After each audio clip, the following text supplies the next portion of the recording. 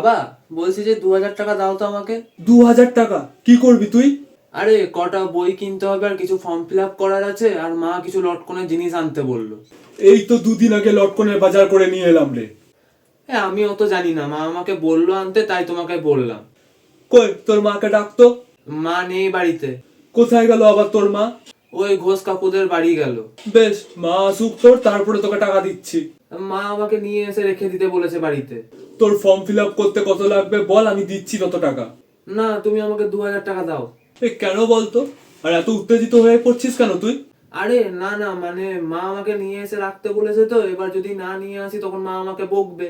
এই, তুই আর তোর মা আমাকে কি মনে করিস রে? আমার কি টাকার গাছ আছে নাকি?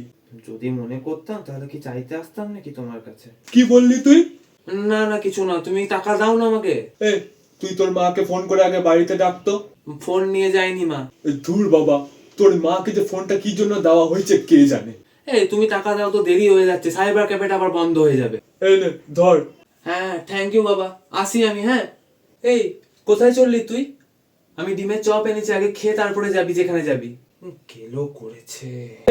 এই তো 2 দিন আগে লটকনের বাজার করে নিয়ে এলাম, আবার কি আনতে বলেছে তোমার ছেলেকে? কই, ঘরে তো সবই আছে। তোমার ছেলে যে বললো। আসি আমি এখন। হ্যাঁ, তোর গার্লফ্রেন্ডের জন্মদিনের জন্য ক্যাফে সাজিয়ে দিয়েছি, বুঝলি তো? টাকাটা পেমেন্ট করে দিস ওকে।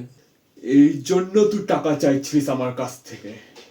তোকে আমার বাড়ি এসেই মুখ খুলতে হয়?